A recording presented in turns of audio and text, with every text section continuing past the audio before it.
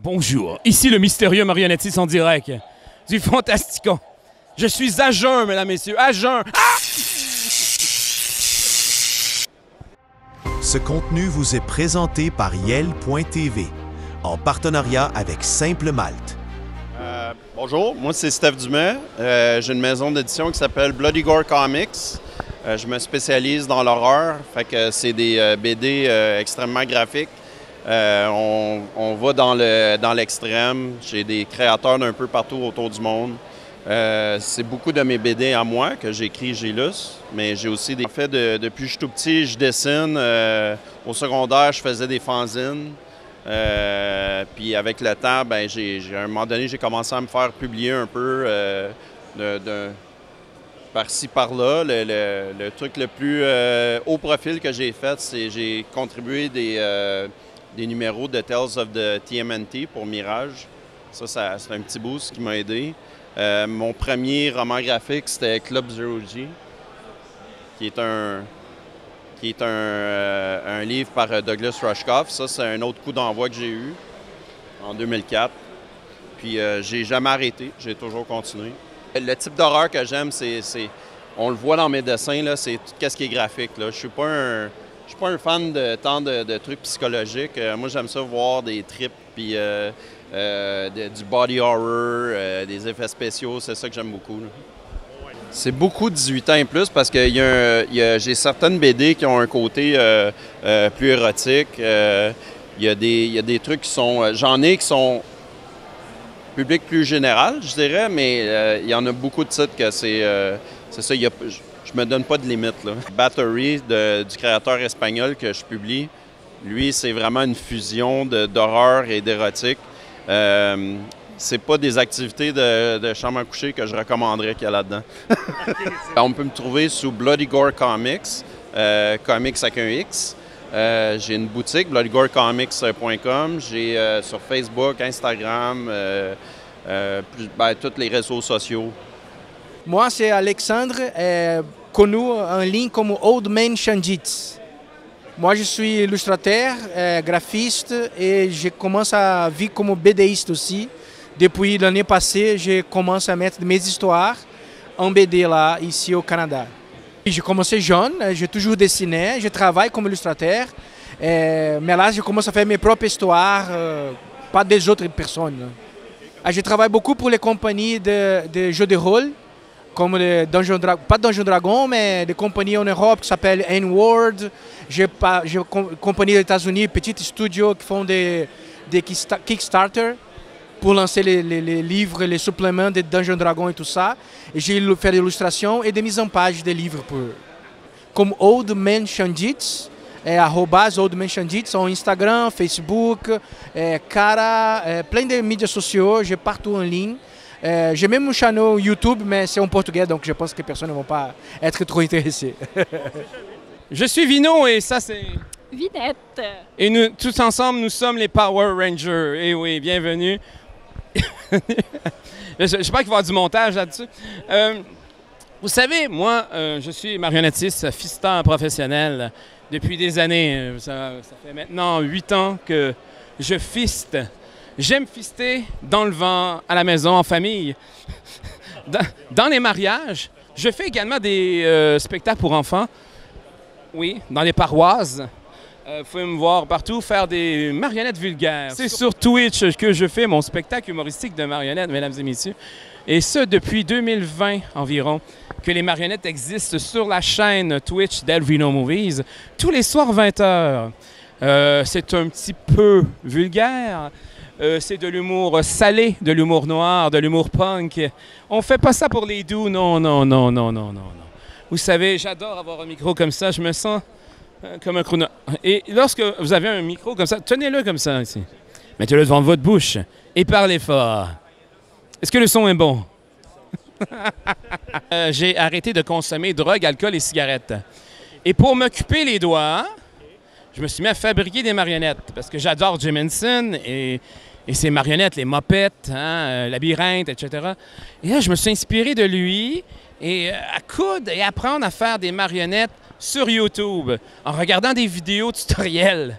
C'est étonnant. Tous les professeurs que vous pouvez avoir gratuitement sur YouTube, de musique, de cuisine, hein? De modèles à coller.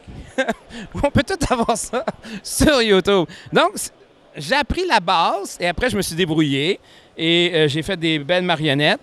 Et maintenant, je fais ça comme métier sur Twitch. Je divertis les gens, j'ai fait rire, je les fais crincher des dents. Je les divertis et ça me divertit, ça me fait du bien de faire un spectacle humoristique comme ça sur Twitch. J'ai bien du plaisir, en tout cas. Ouais, je fabrique des marionnettes. Celle-là a été faite par un Diablo Puppet. Diablo Puppet, c'est un ami à moi qui m'a beaucoup appris à fabriquer des marionnettes. Lui, c'est ce qu'il fait dans la vie. Il vend des marionnettes. Et j'ai commandé une marionnette pour qu'il la fasse à mon effigie. Donc ça, c'est supposé être moi. Il y a même en primeur un pénis. Oh! Petite primeur. Bonjour. Oui. Ça, personne l'a vu. Ça, personne l'a vu. T'as une primeur, t'as un scoop. Ma marionnette Elvino a un pénis. C'est-tu à l'échelle? Non, je suis circoncié. Ah! Poutoum petit, mesdames et messieurs. Poutoum petit. Poutoum petit. Il fait extrêmement chaud en ce moment. Si vous vous demandez, je suis en sueur. Le caméraman Mark est en train de suer sa vie également. Hein? Mike! Mark, pourquoi je dis Mark depuis tantôt? Mark! On va l'appeler Mike. Mike Ward, qui est derrière la caméra, est en train de suer sa vie. Il fait tellement chaud, c'est dégueulasse, c'est dégueulasse. Et là, je m'énerve, je fais mon comique, je fais mon petit bouffon et j'ai encore plus chaud. Voilà. C'est la vinette, hein, aussi appelée la main. La voici, la voilà. La main fait des apparitions humoristiques de temps en temps sur ma chaîne en tant que main, marionnette nue. Voilà. C'est voilà. Elle a même sa propre emoji aussi également. Et c'est ma gérante, mon amoureuse. Ma gérante m'amuse. C'est elle qui me pousse dans le cul. C'est grâce à elle si vous avez un show sur Twitch. C'est grâce à elle que j'ai recommencé à faire des vidéos sur YouTube et sur Twitch. Et c'est grâce à elle, pas mal tout. L'inspiration, la création. Elle prend soin de mes finances également. Oui, moi, c'est Vinette. C'est la vie. Donc, Vino, Vinette. Et voilà, oui, on fait des exactement. 12 heures sur Twitch. Non, c'est ma sœur. It's my sister. On ressemble vraiment. C'est vrai, regardez comme ça. On est frères et sœurs, mais je la fourre. Voilà. Ça, c'est nos enfants, C'est voilà. pour ça qu'ils sont un petit peu déformés. Ouais, moi, dans la vie, si tu me fais pas rire, je te trouve plate. Il y en a qui disent que je l'ai eu par son estomac, tu sais, parce que je fais de la bonne cuisine. Elle, je l'ai eu grâce au rire, c'est ça? Ah, c'est beau! Oh. Depuis bientôt 11 ans. Oui. Moi, en fait, je travaille dans une compagnie en informatique. Je fais de la paie et ressources humaines. Là. Fait que vraiment, tout autre domaine. C'est pour ça qu'elle s'occupe de nos finances. Côté artistique, c'est moi, la musique, les effets et tout. Et côté finance, c'est comme ici, là, il faut s'inscrire pour avoir une table de vente. Il faut... ben c'est ça. Ça, c'est son côté incroyable à elle. Ben, c'est ce qu'elle fait dans la vie. Donc, les ressources humaines. Ouais. Administration. Administration, engager des employés. Elvino Movies Twitch. Tous les soirs 20h, heure du Québec, vous pouvez voir un spectacle humoristique vulgaire de marionnettes. Et je fais aussi également des bandes dessinées. Ils sont belles, ils sont pas pour les enfants, ils sont un petit peu trash à l'effigie de mon spectacle de marionnettes. Ouais, il y a du montage, il y a des effets spéciaux, il y a des rires et il y a beaucoup d'improvisation, mais j'ai une ligne directrice à chaque soir. Je me dis, je m'en vais là. Puis là-dessus, je surfe et j'improvise pour le reste, pour faire de l'humour avec ça, faire rire les gens et les amener à participer aussi dans le chat. Parce qu'il y a un chat pendant un live Twitch et tu peux interagir avec moi en discutant dans le chat. Et là, j'ai fait participer aussi à des jeux. Beaucoup de travail. Fait que je fais un 2 heures par soir, mais en arrière de ça, je suis constamment en train de penser au show de marionnettes, qu'est-ce que je pourrais améliorer, qu'est-ce que je pourrais me renouveler. Fait que c'est beaucoup de travail, mais c'est vraiment passionnant. Puis c'est ce qui me maintient en vie, je crois. Je veux faire rire les gens, je veux leur changer les idées, puis je veux surtout leur changer les idées et leur faire oublier leurs soucis. Il y en a souvent qui m'écrivent en privé, qui me disent que je leur fais du bien, tout ça, puis moi, c'est comme ma paye. C'est vraiment le fun. En tout cas, c'est une passion. Suivez-nous, Elvino Movies, partout. 18 ans, YouTubeur, Twitch, Instagram, Facebook, partout, partout, partout. Oui, bonjour. Moi, c'est Sylvie Rancourt. Ça fait 40 ans que j'ai fait des bandes dessinées sur ma vie de danseuse nue. Ça, c'est moi à 20 ans. Ça, c'est moi qui dansais dans les bars à l'Antique, à Saint-Hyacinthe, en 1982. Ça, c'est à les Noël. Aujourd'hui, j'ai 12 petits-fils qui me demandent des bandes dessinées. C'est mon premier pour enfants. Puis, je suis partie de l'Abitibi pour aller travailler à Montréal. Fait que ça, c'est quand j'ai laissé ce gars-là. Puis ici, c'est quand il y a eu l'assassinat de Charlie en France. C'est le petit livre que je vous ai fait pour lui dire que moi aussi, on pourrait m'assassiner pour ce que j'écris dans ces pays-là. Je fais des peintures sur toutes sortes d'événements et de causes quand on m'appelle ou qu'on fait affaire à moi. Ça, c'est pour le climatique, la guerre. Puis, en tout cas, j'ai plusieurs toiles. Puis, ils sont toutes sur Internet chez Demarque. J'ai 100 histoires numériques de publiées déjà, anglais, français, espagnol. Et, je veux dire, l'anglais puis le français, j'en ai beaucoup, là, mais l'espagnol, j'en ai juste un.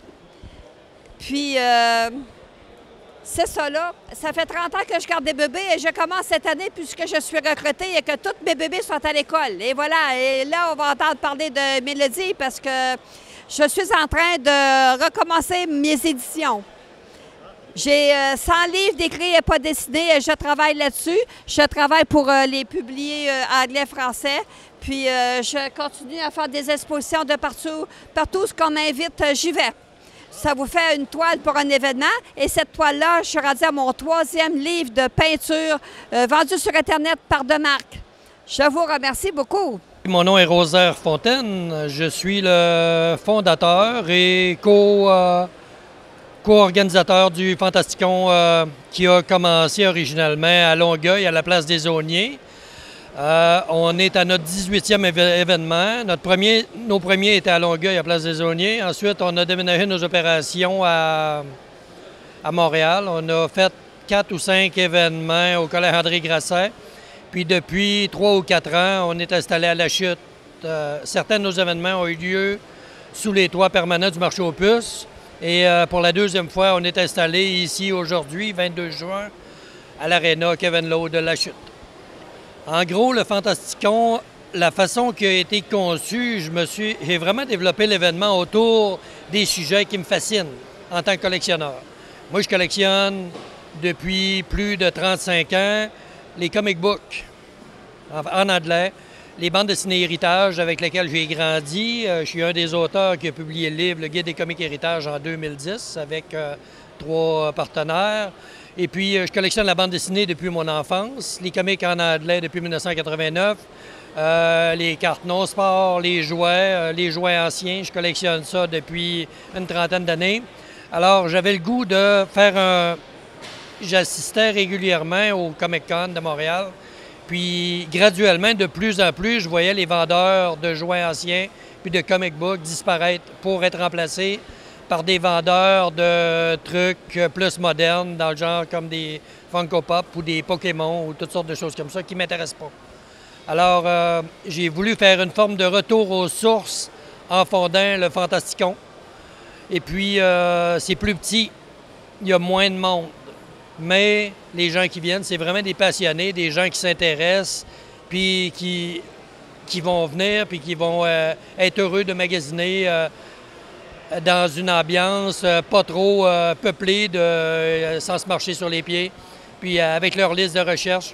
Vraiment old school pour les collectionneurs. Si on parle de bande dessinée, des comic books en anglais principalement, quand toutes ces bandes dessinées-là ont été publiées, ils n'étaient pas dans des sacs, ils n'étaient pas enveloppés. Ils étaient lousses, c'était un périodique, c'était un magazine qui était vendu dans les kiosques à journaux pour des 25 cents ou 15 cents ou 35 cents ou 1,25 $. Mais il n'était absolument pas dans un sac. Il a été acheté, tout ce qui a été vendu dans les kiosques à journaux, ça a été acheté comme bien de consommation. OK? La plupart du temps, ça a été lu et relu 100 fois. C'est la raison pourquoi, la plupart du temps, quand on va les trouver comme ça, là, qui ont des défauts. Ils peuvent avoir des déchirures, ils peuvent avoir des plis. Puis c'est parfaitement normal, parce que c'est des biens de consommation.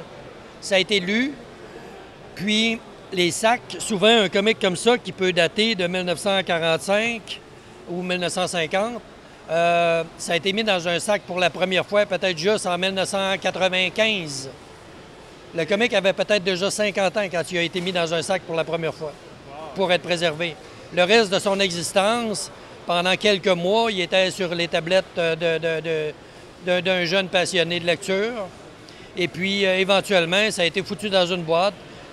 Puis, la boîte a été mise dans le garde-robe, puis elle a vieilli là, ou dans le sous-sol, ou des fois, justement, un comic peut sentir le vieux parce que ça a été mis dans le sous-sol, ça a été mis dans le grenier. Puis ça a été oublié pendant des décennies.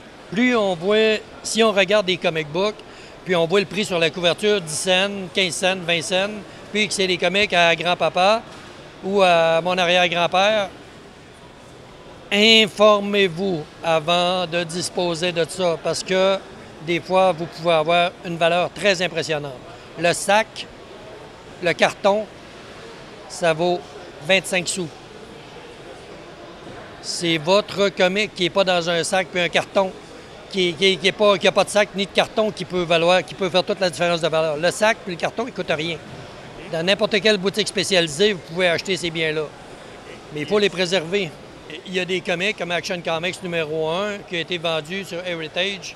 Ça a déjà été cherché 3-4 millions de dollars américains pour un comic book. Même la première apparition de Spider-Man, Amazing Fantasy 15, a déjà été vendue à plus d'1 million de dollars américains. Il y a des comic books qui ont des immenses valeurs. OK? Puis c'est la même chose, on peut dire la même chose au sujet des jouets. Les jouets vintage, les jouets d'époque. L'année prochaine, on va être de retour, certainement. C'est possible que ce soit une formule révisée. On songe peut-être à amener un nouvel élément dans l'événement, tout ça, mais je vais développer ça avec mon partenaire Pierre Gagné dans les prochains mois. Fait que c'est ça qu'on vise, nous, justement. Pierre, tiens, on ne rajeunit pas ni moi, ni mon partenaire, alors on veut... mais on a 10 ans d'histoire quand même. On a commencé en 2015. On fait notre 18e événement aujourd'hui. Puis, on a des vendeurs ici qui ont toujours été là depuis le début, puis qui vont continuer à y participer. Moi, mon nom, c'est Pierre Gagné. Moi, je suis un des organisateurs avec Rosaire. Alors, disons que mon expérience est plus dans l'organisation d'expositions. Je ne suis pas un collectionneur de bandes dessinées, ni de jouets comme tel, malgré que j'en ai, mais je suis un collectionneur d'armes et d'autres types d'objets. J'ai fait des livres sur les affiches de taverne et puis sur les bouteilles de boissons gazeuses et d'autres domaines. Alors, je suis un écrivain et puis j'organise des expositions. En fait, des livres, entre autres, un livre, le premier livre que j'ai fait, c'était sur les affiches de taverne. Ensuite, j'en ai fait un sur les bouteilles de boissons gazeuses. J'ai 3 livres de fait sur les bouteilles de boissons gazeuses du Québec. Et puis, un autre livre avec un ami sur les statues à Petrucci. Alors, essentiellement, c'est ce que je fais. C'est tous les livres liés à la collection. C'est de l'organisation, oui, effectivement. Ça demande, écoutez, c'est des mois de travail. Pas à temps plein nécessairement, mais constamment, ça nous tient occupés toujours quelques heures par jour. Il faut avoir l'intérêt, il faut savoir comment faire, puis il faut le faire. L'année prochaine, on devrait refaire l'événement. On veut ajouter un nouvel aspect. Question d'occuper mieux la salle, parce que la salle est très grande. On voudrait ajouter les disques, et puis les disques vinyles. Et puis, on va voir. C'est une nouvelle expérience. Bonjour, moi, je suis Lee Ossart, connu sous ce nom-là depuis 1994, approximativement. J'écris plusieurs styles. Je ne suis pas stagnant sur un seul style. Par exemple, ma série, la principale, c'est L'œil du diamant, qui est dans le fantasy. C'est l'histoire d'une femme, une jeune femme qui est dans un univers. Puis l'univers en soi, c'est un univers ouvert avec beaucoup de détails, dont à l'origine, un dieu, enfant Dieu, devait apprendre à construire les univers. Puis quand ils sont venus pour le retirer de cet univers-là, il accrochait de l'essence de vie. Il a donné la vie à l'univers en entier, mélangeant les univers puis les créatures et les êtres humains sur les planètes. Fait qu'on se retrouve plusieurs décennies, siècles plutôt, après cet événement-là, où l'univers est laissé à soi-même, puis on rencontre Tamira, qui est mon héroïne. Par la suite, j'ai une autre série qui est très, très convoitée par les lecteurs. C'est Les Dessous d'Apocalypse. C'est bien les dessous d'Apocalypse et non les dessous de l'Apocalypse, parce qu'ici, on se retrouve avec un personnage qui s'appelle Apocalypse. Puis ça, principalement, ça a commencé par une histoire. J'étais après me raser, tout simplement, banalement. Puis j'ai manqué de batterie sur mon rasoir. Puis je me suis dit, et si ça aurait été causé par une catastrophe comme un EMP? Fait que là, le rasoir ne fonctionne plus. La personne est, mettons, sans rasoir manuel, elle se retrouve la moitié de la tête rasée. De là, le personnage principal, Joseph, qui est devenu la mascotte de la série, qui a la tête à moitié rasée. Par la suite, il m'est venu l'idée d'inventer, puis c'est unique au monde, les Dessous d'Apocalypse spécial Noël. Puis ça se lit vraiment comme un calendrier de l'Avent interactif. On a, si j'ouvre la page, c'est pas des histoires nécessairement de Noël, mais on a un calendrier où il faut trouver la journée pour savoir à quelle page notre chocolat ou notre petite histoire se trouve. Fait que c'est vraiment un calendrier de l'Avent. Ça, c'est 25 auteurs et un narrateur. Le narrateur, c'est moi. Les 25 auteurs, c'est 25 autres auteurs qui ont participé à cette folie pour la deuxième fois de suite. À part, spoiler, juste pour toi, mon gars. Le 2026 va être pour adultes, c'est horreur. Fait que c'est la première fois que je l'annonce grand public. Facebook ne l'a pas vu ou quoi que ce soit. Le 2026 va être horreur. Il va en rester qu'un. J'ai mon spécial illustration. Ça, c'est le livre où on a les personnages de mes 4 premiers tomes de l'Œil du Diamant, faits en 3D. Chacune de mes couvertures sont faites par moi-même, sont toutes taguées avec Human Creation, Bloodwork. On tombe dans le style érotique. Ici, c'est un slow burner. Mon premier érotique, L'encre interdite, c'est la série Interdite. C'est un slow burner dans ce sens que l'action arrive lentement. Le gros de l'action se retrouve principalement vers la fin. Puis quand on arrive à la fin, on se dit « Ah, déjà fini ». Fait que ça peut avoir plus qu'un sens. Fait que, en tant que tel, l'histoire là-dedans, c'est une romancière connue de livres d'horreur qui se retrouve en manque d'inspiration, en panne d'inspiration pour écrire son prochain best-seller. Puis son agent attend pour son manuscrit, mais les seules inspirations qui lui viennent, c'est l'érotisme. Le 3/4 du livre est toute seule. Vous pouvez vous imaginer que c'est assez particulier. L'écho interdite 2, le E est volontaire, parce que ça fait partie de la série L'Interdite. Puis ce qui est interdit, c'est pas l'écho en soi. Quand on lit le livre, on comprend qu'il y a beaucoup plus que l'écho qui est interdit. On parle de la suite du 1, mais elle se retrouve dans son univers littéraire, fait que ça devient du dark fantasy érotique. Par la suite, un autre que j'ai écrit, une histoire dedans, c'est le recueil Les Feuilleuses des saisons. Ça, c'est le projet que ma femme a fait. C'est un recueil érotique de 12 histoires de 12 auteurs différents. On parle d'histoires érotiques, mais pas de dark romance. On ne voulait pas de choses trop gore. Je vous dis un gros merci. Si vous voulez me retrouver, c'est sur Amazon avec Lios, Lios-Art, A-R-T, ou vous pouvez chercher sur Facebook Scripto-Sceptique ou Lios Art également. Ça va faire un plaisir de répondre aux questions. Si vous avez des couvertures de livres que vous voulez faire, comme que je dis, c'est tout du fait main. Je n'utilise pas le AI. Puis je suis pas chérant parce que je sais c'est quoi un artiste. Souvent, on se fait manger la laine sur le dos avant même d'avoir commencé à vendre. Fait que j'aide les auteurs à pouvoir se développer, se promouvoir puis se vendre.